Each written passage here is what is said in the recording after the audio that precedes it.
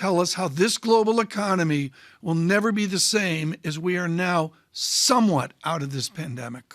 Well, let me first admit where we were wrong.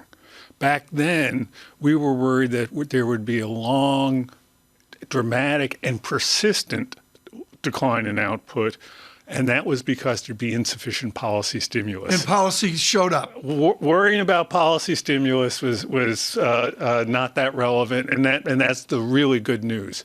But what's the other key message? That is economic dislocations, whether it's a recession or a depression, leave lasting scars. They leave lasting scars on balance sheets. They leave lasting scars on people.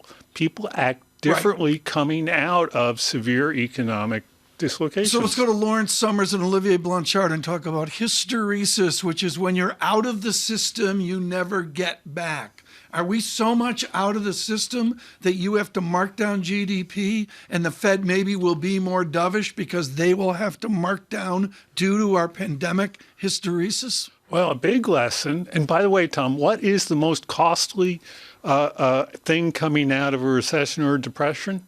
It's the lessons you take away from it, because that influences how you think about behaviors for the next couple decades. So we're all depression babies like our parents. Exactly. Is that what's going on? Lisa, you're too young for this, but Reinhart and I grew up as depression. We had parents who were depression babies. It was terrible. So that's really exactly where I wanted to go. When do we start to see consumers pull back, especially given the fact that it seems like Target and perhaps others are not able to pass along the price increases as rapidly as they'd like?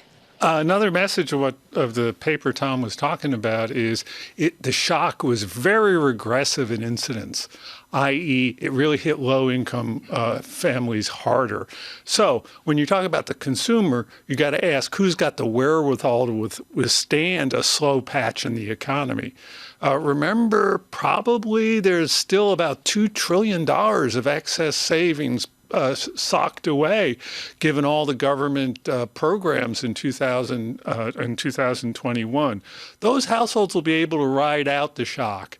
However, lower income households are going to have a harder time, and we are going to see some pulling back. But what's the key metric right now that tells you households aren't really that worried about recession? Saving rate is low.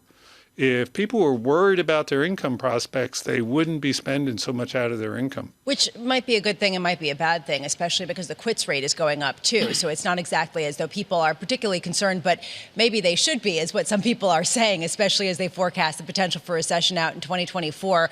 When do gas prices become recessionary? When do oil prices higher actually become disinflationary rather than inflationary, as some people are projecting? So I think the person asked is Jim Hamilton of UCSD, who's done the important work on oil prices and economic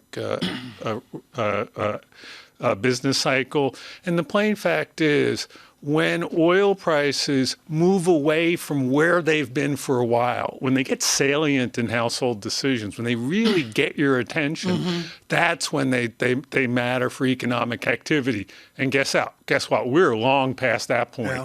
It is number one concern among households. It's got to be crimping household spending, particularly for those who get hit harder, lower income households. Vincent Reinhart, Jerome Powell is not going to show up, as you, I'm sure, Coach Alan Greenspan, to Humphrey Hawkins or whatever it's called now, and say, frankly, I don't give a damn.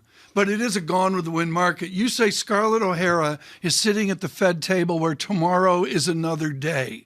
Is it a day with too much communication? Is this a Fed talking way too much versus a silence in the halls when you were there for 24 years? Well, I'm going to date myself, but I will admit one of the formative books coming into the Fed, which was the big book of the late 80s, was William Greider's Secrets of the Temple. That talks so much about Are they talking too much now? Lisa gets up and does our brief here. John, we're in a quiet period, right? We are. No Fed speak, Tom. That's No the good Fed news. speak. Do you want that? Do you want a permanent quiet period? No. Except for Chairman Powell? No, you got to listen to the chair. There are opportunities for members to talk. Part of the genius, if it is a genius, of the construction of the Federal Reserve System is to let a diversity of opinions flourish. And if there's a diversity of opinions, you want to hear that. However, It's not helpful when everyone's talking and everyone's reading the same page of the hymnal. How much information did you get from Fed speakers over this intermeeting period? What they told you was the summary of what would appear in the minutes, and that Chair Powell already told us in the press conference. What I worry about is their communication strategy is fractured. Gradualism, what they're doing right now, we're going to do 50, we'll do 50 for the next couple meetings, is about very near-term guidance because tomorrow's another day. Listen to Chair Powell at the press conference. He doesn't want to talk about hypotheticals and doing things in the future. But then they publish the summary of economic projections that gives a sense of where interest rates are going to be 5 years from now. It's not consistent.